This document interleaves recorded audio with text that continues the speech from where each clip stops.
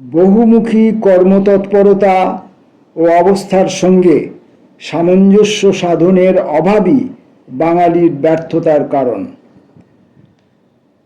আচার্য প্রফুল্লচন্দ্র রায়ের আত্মচরিতের সপ্তবিংশ পরিচ্ছেদ থেকে আগের দিনের ভিডিওতে আমরা পড়েছিলাম, যেখানে আচার্য প্রফুল্লচন্দ্র রায় বাংলা তথা বাঙালি কিভাবে সমগ্র ভারতের কাছে কামধেনু তার বিস্তৃত কারণসহ ব্যাখ্যা করেছেন।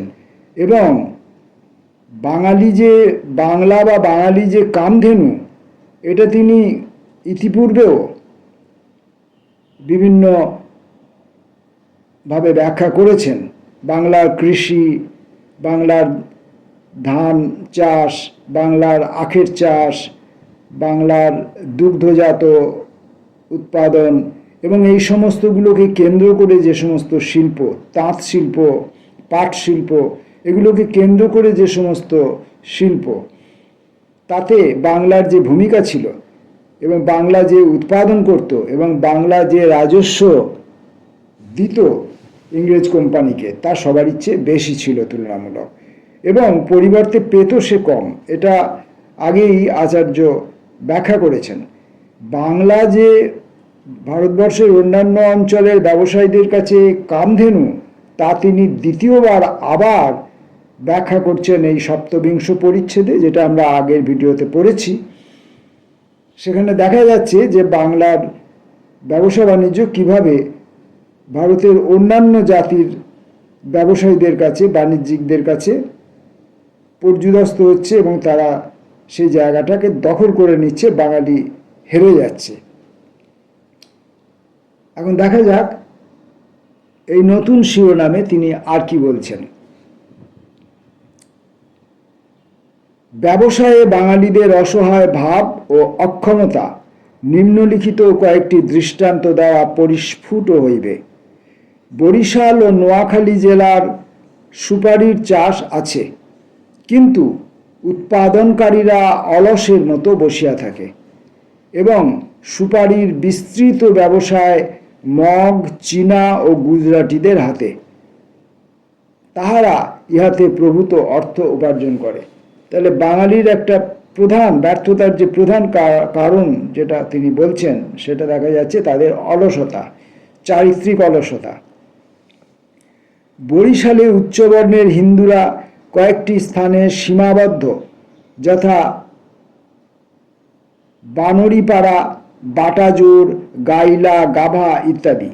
ইহাদের মধ্যে অনেকেরই ভূসম্পত্তি কিছু নাই, তাহারা অধিকাংশই চাকরিজীবী। যদি তাহাদের শক্তি ও অধ্যাবসায় থাকিত, তবে এই সুপারির ব্যবসায় হস্তগত করিতে পারিত এবং বৎসরে স্বীয় জেলায় 10-15 লক্ষ টাকা ঘরে রাখিতে পারিত। এই উপায়ে তাহাদের নিজেদের গ্রামেই বেশ সুখে স্বচ্ছন্দে থাকিতে পারিত, চাকুরির জন্য বিদেশে গৃহহীন ভবঘুরের মতো বেড়াইত না।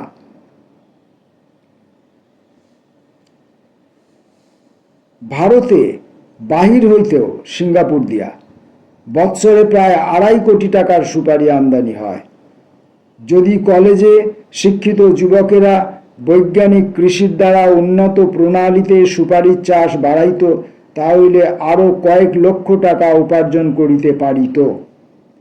মিস্টার জ্যাক ক্ষোভের সঙ্গে বলিয়াছেন, এই জেলার অধিবাসীদের ব্যবসায় বুদ্ধি অতি সামান্যই আছে। এই জেলার লোকেদের আর্থিক দুর্গতির একটা প্রধান কারণ উচ্চ বর্ণের হিন্দুরা সদর মহকুমা প্রভৃতি স্থানে সংখ্যায় বেশি। সুতরাং চাকরি পাওয়া তাদের পক্ষে কঠিন এবং ইহার ফলে তাহাদের মধ্যে বেকার সমস্যা প্রবল।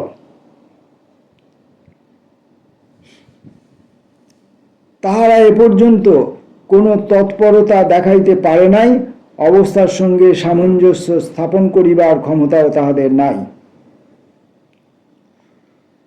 সুপারির ব্যবসার কথা বলিলাম, আরেকটি শোচনীয় দৃষ্টান্ত দিতেছি।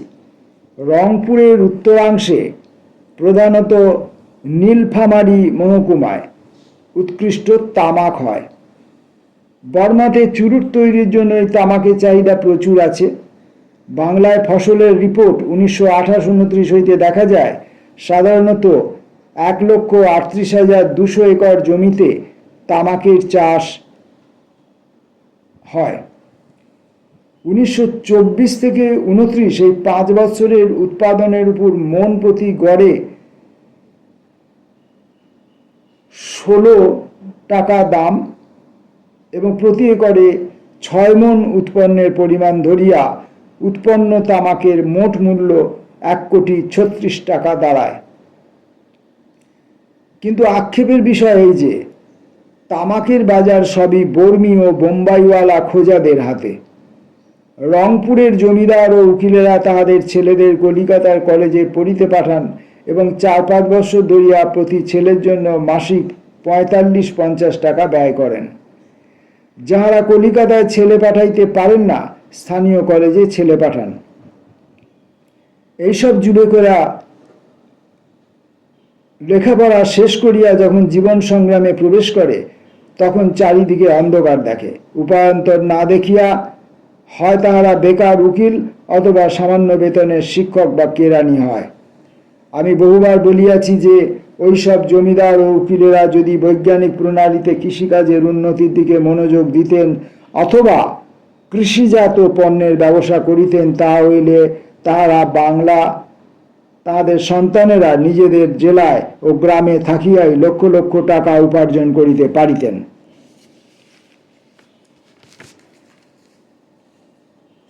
তামাক বা পাটের মরশুম বৎসরের মধ্যে 3 মাসের বেশি থাকে না। অবশিষ্ট কয়েক মাস তাহারা লেখাপড়া, কৃষিকার্য ও অন্যান্য কাজ করিতে পারিতেন। ইংল্যান্ডের অভিজাতদের জ্যেষ্ঠ পুত্রেরাই জ্যেষ্ঠাধিকার আইন অনুসারে পৈতৃক সম্পত্তির উত্তরাধিকারী।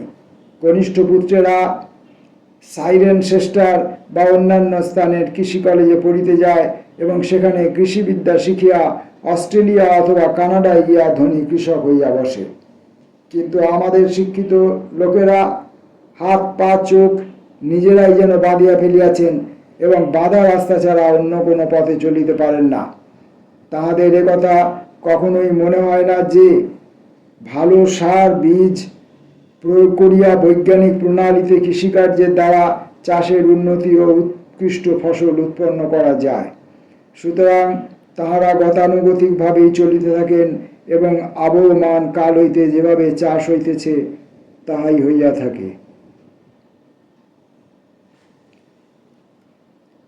রংপুর বুড়িহাটে একটি সরকারি তামাকের ফার্ম আছে এবং সেখানে ভালো জাতের তামাকের চাষ হয়। জমিতে যথাযোগ্য সার প্রভৃতিও দেওয়া হয়। কৃষি বিভাগের ভূতপূর্ব সুপারিনটেন্ডেন্ট সাহেব যামিনী কুমার বিশ্বাসের তত্ত্বাবধানে উৎপন্ন বুড়িহাট ফার্মের তামাক অতিশয় প্রসিদ্ধি লাভ করিয়াছিল। তামাকের চাষ গ্রন্থে তিনি তাহার অভিজ্ঞতা ও গবেষণা বিশদভাবে লিপিবদ্ধ করিয়াছেন। কিন্তু দুঃখের বিষয় এই যে স্থানীয় জমিদারদের ছেলেরা এই সুযোগ গ্রহণ করা আবশ্যক মনে করে না। সরকারি তামাকের ফার্মের সুপারিনটেন্ডেন্টের নিকট পত্র লিখিয়া আমি যে উত্তর পাইয়াছি তাহাতেও এই কথা সমর্থিত হয়। আমি দুঃখের সঙ্গে আপনাকে জানাইতেছি যে ভদ্রলোকের ছেলেরা উন্নত প্রণালীর তামাকের চাষ শিখিবার জন্য আজকাল এখানে খুব কমই আসে।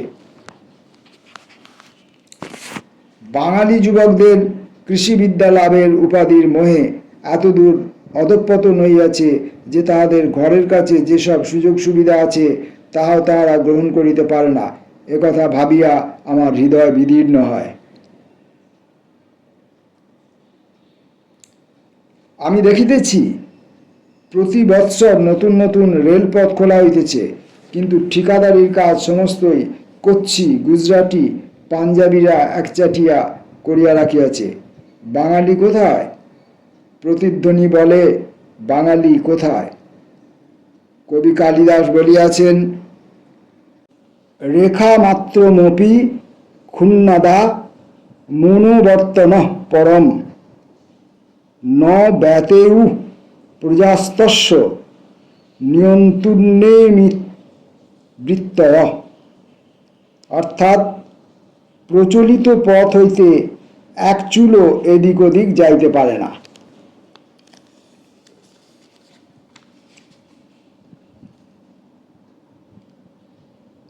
তার আলোচনার পরবর্তী শিরোনামটি বাংলার ব্যবসায়ে অবাঙালি। কিন্তু দুই একটা দৃষ্টান্ত দিয়া লাভ কি? মারোয়ারি ও গুজরাটিরা সমস্ত ব্যবসা অধিকার করিয়া আছে। এখনও আমরা বাংলায় গেলে, বড় বড় শহরগুলিতে গেলে দেখতে পাই যে যাবতীয় যা ব্যবসা কেন্দ্র, দোকানপাতি, যাবতীয় যা হয় মারোয়ারিদের, গুজরাটিদের, পাঞ্জাবিদের, এবং ছোটোখাটো ব্যবসা বাণিজ্যগুলো বিহারিদের, উত্তরপ্রদেশ বিহারি এদের হাতে। কোথায় টাকা উপার্জন করা যায় সে সম্বন্ধে তাহার যেন একটা স্বাভাবিক বোধ শক্তি আছে।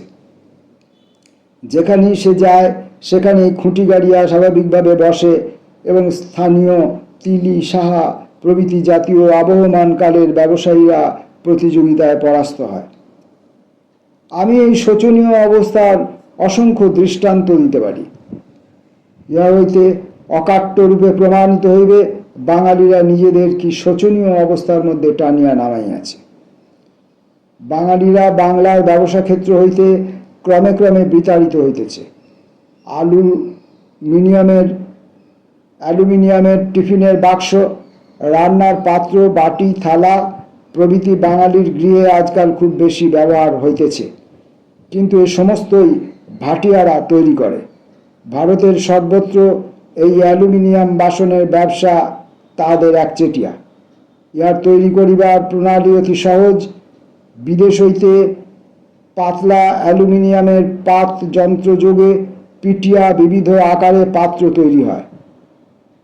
এমএসসি ডিগ্রিধারী বাঙালি গ্র্যাজুয়েট যুবক অ্যালুমিনিয়ামের দ্রব্যগুণ মুখস্থ বলিতে পারে।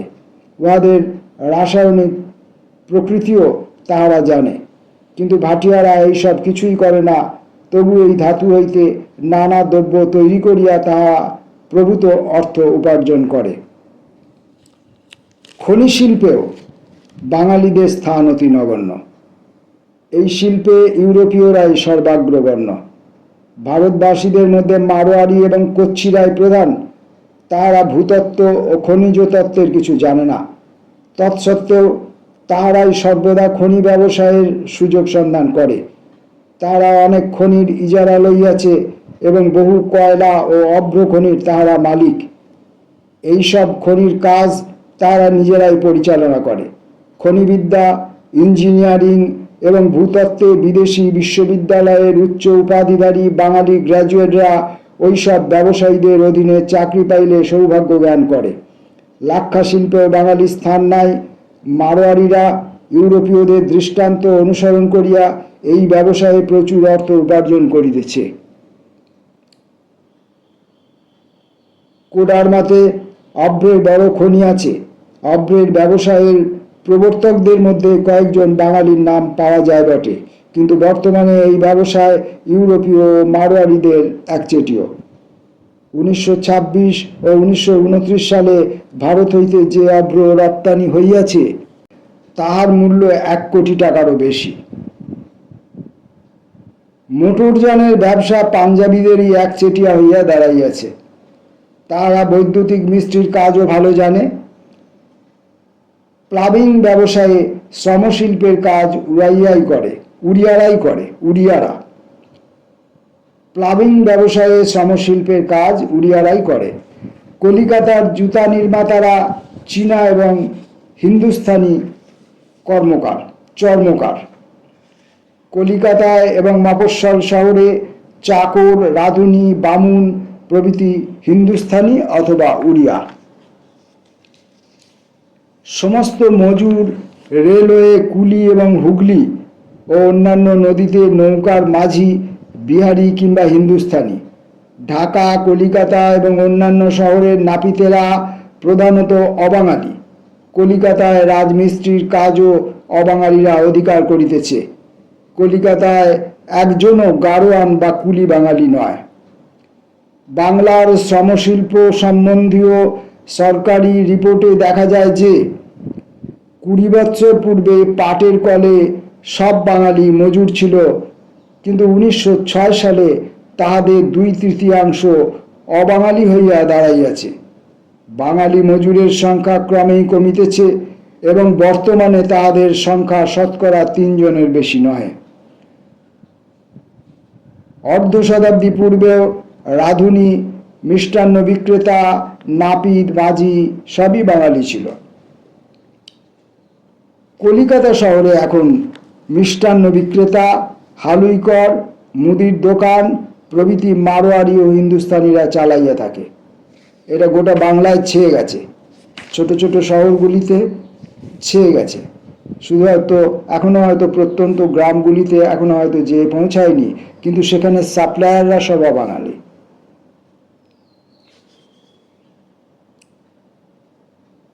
শিয়ালদহ হইতে গোয়ালন্দ পর্যন্ত, ওদিকে উত্তরবঙ্গে সান্তাহার, পার্বতীপুর, জলপাইগুড়ি প্রভৃতি পর্যন্ত ইবি রেলওয়ে শাখা বাঙালি অধ্যুষিত স্থানের মধ্য দিয়া গিয়াছে, কিন্তু স্টেশনে মিষ্টান্ন বিক্রেতা ও খাবার দোকানদাররা গুজরাটি এবং পার্সি। বস্তুত যেসব কাজে গঠন শক্তির বা তদারকি করিবার প্রয়োজন আছে, তা বাঙালির ধাতে যেন সহ্য হয় না।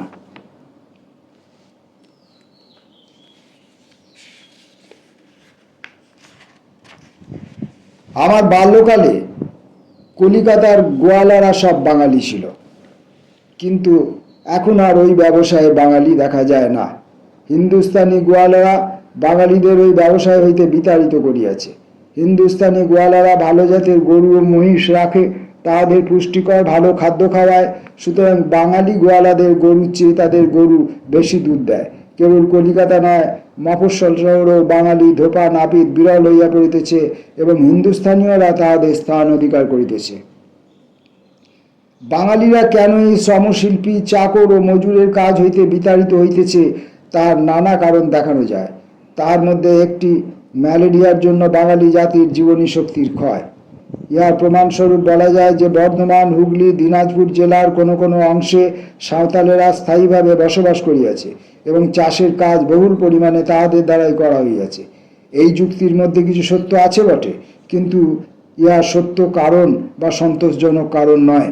বর্ধমান প্রেসিডেন্সি রাজশাহী বিভাগের পক্ষে ম্যালেরিয়ার যুক্তি কিয়ৎ পরিমাণে খাটে, কিন্তু ঢাকা ও চট্টগ্রাম বিভাগে এখনও ম্যালেরিয়ার আক্রমণ হইতে অনেকাংশে মুক্ত, কিন্তু এইসব স্থানেও অবাঙালিদের প্রাধান্য যথেষ্ট।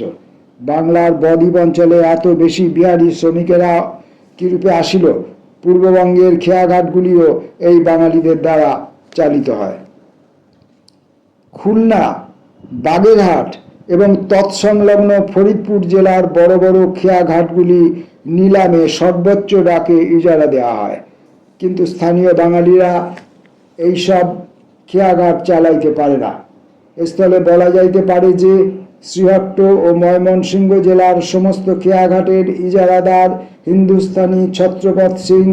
এইসব খেয়াঘাট জেলা বোর্ড হইতে নিলামে ইজারা দেওয়া হয় এবং জেলা বোর্ডগুলি সম্পূর্ণরূপে বাঙালিদেরই পরিচালিত। কিন্তু কোনো বাঙালি যদি খেয়াঘাটের ইজারা নেয়, তাহলে আদর্শ ব্যবসা বুদ্ধির অভাবে তাহার কর্তব্য সম্পাদন করিতে পারে না এবং শীঘ্রই সে দেনাদার হইয়া পড়ে। এই কারণে খেয়াঘাটগুলি হিন্দুস্তানিদের একচেটিয়া হইয়া দাঁড়াইয়াছে। ইহারা হয়তো কুলি বা ভিত্তরূপে কাজ আরম্ভ করে এবং শেষে নিজেদের শ্রম ও অধ্যাবসায় বলে বাঙালিদের মুখের অন্ন কাড়িয়া লয়। পূর্ববঙ্গে বর্ষার পর যখন জল শুকাইয়া যায়, সেই সময় ওই অঞ্চলের বহু স্থানে ভ্রমণ করিয়াছি। আমি লক্ষ্য করিয়াছি যে সেই সময় বিহার হইতে পালকির বেহারা আসিয়া বেশ পয়সা উপার্জন করে। বাংলার দূরবর্তী নিভৃত গ্রামেও আমি বাঙালি বেহারা কমই দেখিয়াছি। পূর্বে কৃষকেরা অবসর সময়ে পালকি বহিয়া অর্থ উপার্জন করিত, কিন্তু এখন তাহারা অনাহারে মরিবে, তবু বেহারার কাজ করিবে না। বস্তুত একটা অবসাদ, মোহ, শ্রমের মর্যাদা জ্ঞানের অভাব বাঙালির চিত্তকে অধিকার করিয়া বসিয়াছে। নিম্ন জাতিদের মধ্যে কয়েক বৎসর হইল একটা নতুন ধরনের জাতির গর্ব ও মর্যাদা জ্ঞান দেখা যাইতেছে। তাহারা ক্ষত্রিয় ও বৈশ্য বলিয়া দাবি করে এবং এই ধারণার বশবর্তী হইয়া কোনো মাল বহন করিতে চায় না। নৌকা বাহিতে চায় না।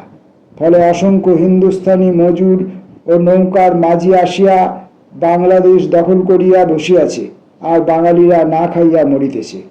চিরস্থায়ী বন্দোবস্তের ফলে জমিতে রায়তদের অনেকটা স্থায়ী সত্ত্ব জমে, খাজনা বৃদ্ধির আশঙ্কা তেমন নাই। তার উপর বাংলাদেশের জমিও স্বভাবতই উর্বরা। এই সমস্ত কারণে সমবায়ে বর্তমান শোচনীয় আর্থিক অবস্থার সৃষ্টি হইয়াছে।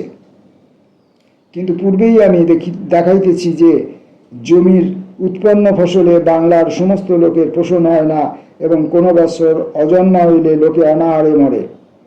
1922 সালে উত্তরবঙ্গের বন্যাপীড়িতদের সেবা কার্যের সময়ে সান্তাহার রেলওয়ে স্টেশনে জমিতে সেবা সমিতির প্রধান কার্যালয় স্থাপিত হইয়াছিল। চারিদিকের গ্রামের লোকের যে দুর্দশা হইয়াছিল তা অবর্ণনীয়।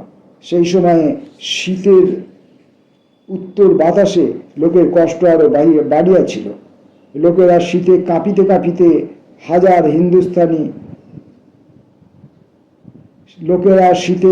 কাঁপিতে আসিত এবং কম্বল, কাপড়, খাদ্যশস্য চাহিত।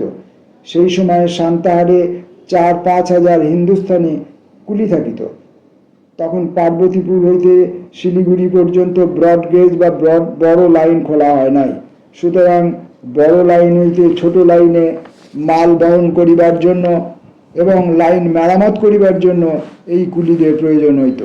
কিন্তু ওই অঞ্চলে বন্যা ও দুর্ভিক্ষ পীড়িত গ্রামবাসীদের বাড়ি স্টেশন হইতে অল্প দূরে হইলেও তাহাদের দ্বারা কুলির কাজ করানো যাইত না। তাহারা বলিত যে উহাতে তাহাদের ইজ্জত যাইবে। সেবা সমিতির প্রধান কার্যালয় যখন সান্তাহার হইতে আত্রাইয়ে স্থানান্তরিত হইল, তখন মাসিক 20 টাকা মাইনায় কতগুলি হিন্দুস্তানি কুলিকে চাউলের বস্তা ও অন্যান্য জিনিসপত্র বহন করিবার জন্য নিযুক্ত করিতে হইল। স্থানীয় লোকেরা সেবা সমিতি হইতে ভিক্ষা লইলেও তাহারা ওইসব কুলির কাজ করিতে কিছুতেই রাজি হইল না। সময়ে সময়ে 2-4 জন স্থানীয় লোক পাওয়া যাইত বটে, কিন্তু তাহারা অত্যন্ত বেশি মজুরি দাবি করিত এবং কাজও আন্তরিকভাবে করিত না।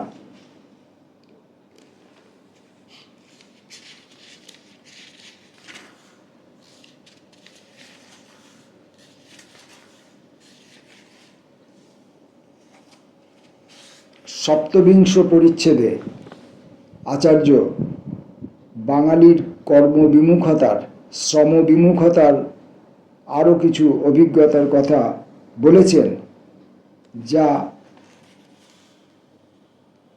সম্পূর্ণটা 1টি বা 2টি ভিডিওর মধ্যে ধরা সম্ভব নয়।